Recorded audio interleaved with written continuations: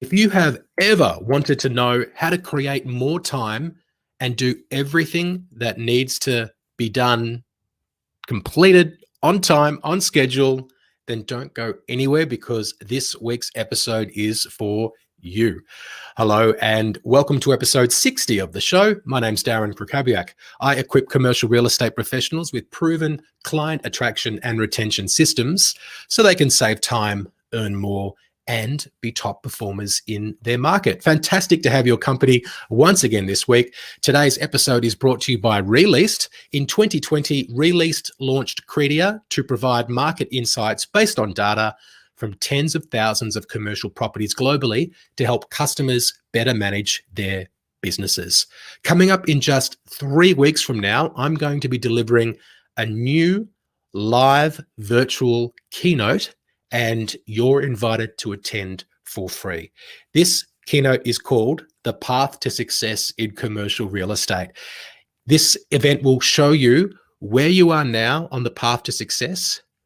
I'll explain what you need to master in order to advance through the stages along the path to success, and you'll know when you've arrived at your destination based on some benchmarks that I will share with you. If you're interested in understanding about the trajectory of your commercial real estate career and how you can make it go a little bit faster, then this is the event for you.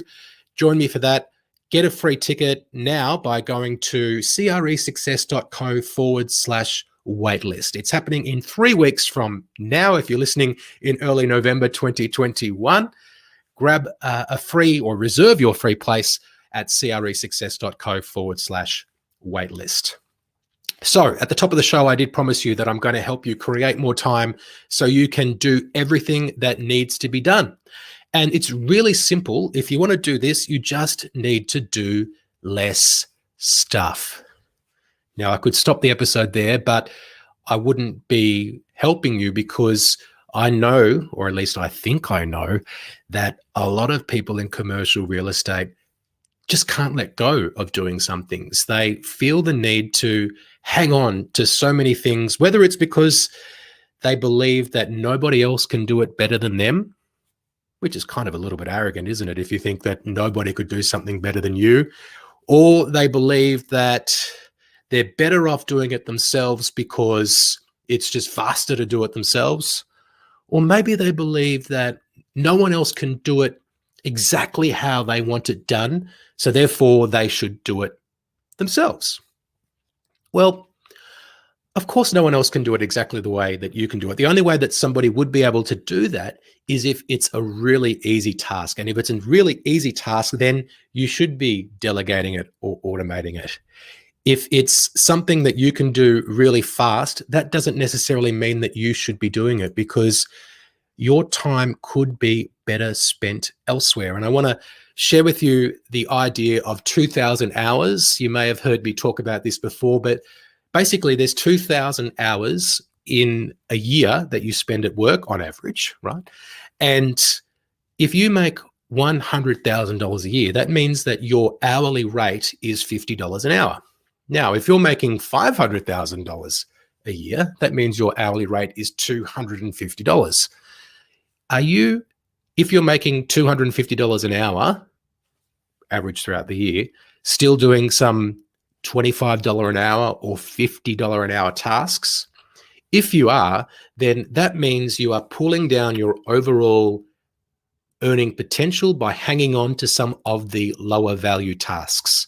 If you could let go of some of those tasks, allow somebody else to do them, then you could potentially increase your hourly rate more, because you'll have more time to work on productive tasks, which will actually increase your overall average hourly rate. So I hope that knowing what you are losing by doing some things that you're not willing to let go helps you let go of doing some things that you think you're better off doing, because you're actually not better off doing some of those things. And if you hang on to doing some things like paperwork or every single inspection that needs to be done, then your role will never elevate. You will always be doing the everyday tasks that need to be done, and you won't be building up your career. And that may be what you want. Maybe you like doing the everyday tasks. But what I want you to think about is, are there some tasks, and I just use those two as an example, by the way, you might love those parts of the job. For me, it used to be reviewing contracts. Can't imagine anything more boring than reviewing contracts for me, right? So I didn't want to do that. Whatever it is that you don't like doing, could you get somebody else to do that work? And if you can find tasks that you don't like doing and which are potentially below your pay grade, then you've just hit the jackpot, because that is exactly the task that you should be delegating to somebody else. A couple of things to keep in mind when you do delegate tasks to somebody else. Firstly, we've got to give people time to understand the task, to grasp it, and then to do it to the required standard. Now, people might not be able to do it exactly the way that you want it done. They may not, for a while, be able to do it as fast as you or as well as you can do it. But you need to give people time to improve. Part of someone's ability to be able to do a task well is based on how well you're able to show them how to do it and to explain what it is and why it matters. So if you believe that you really are fantastic at a task, and that's one of the reasons why you shouldn't delegate it, then I want to flip that around and say, the only way that you can truly be good at delegating a task is if you're really good at it.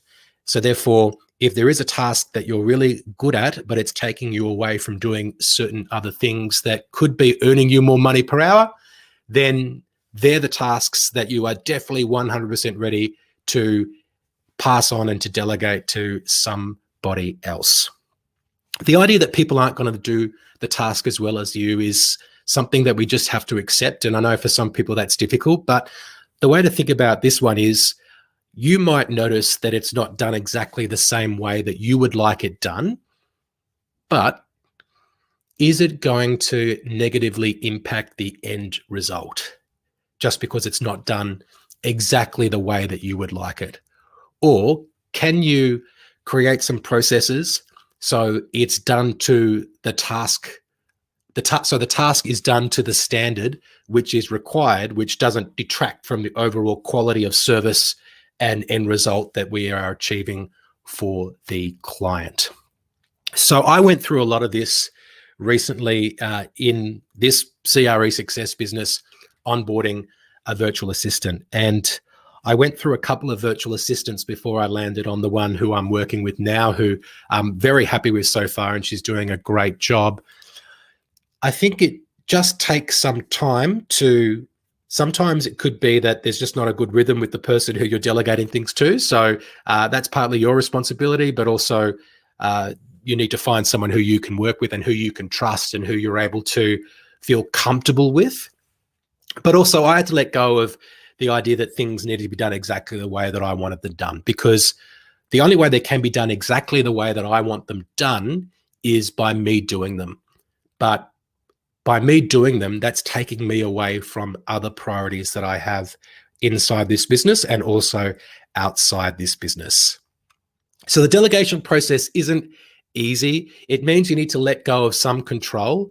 You need to trust the person that you're delegating to, but the opportunity that it brings is the chance for you to be working on things which are higher order tasks and are going to help you achieve your goals. Because if you want to reach higher levels of performance, then you need to be willing to let go of certain tasks, including all the little things that you think that you're really good at. Because like I said at the start, just because you're really good at something, that doesn't mean that it's the best use of your time. So because we're talking about time management, I'm going to wrap up today's episode a little bit sooner than I usually would. But before I go, I just want to remind you that there are 60 episodes of CRE Success, the podcast. There's a whole back catalog that you can watch on YouTube, that you can listen to on your favorite podcast player. So If you do have a podcast player that you like to listen to regularly, go and download all the episodes so they're there ready for you to listen anytime.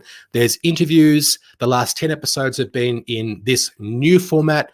And if you enjoy it, make sure that you do leave us a review and a 5-star rating as well. That's all I've got for you today. Thanks so much for listening, and I will speak to you soon. Well, thank you so much for joining today's recording.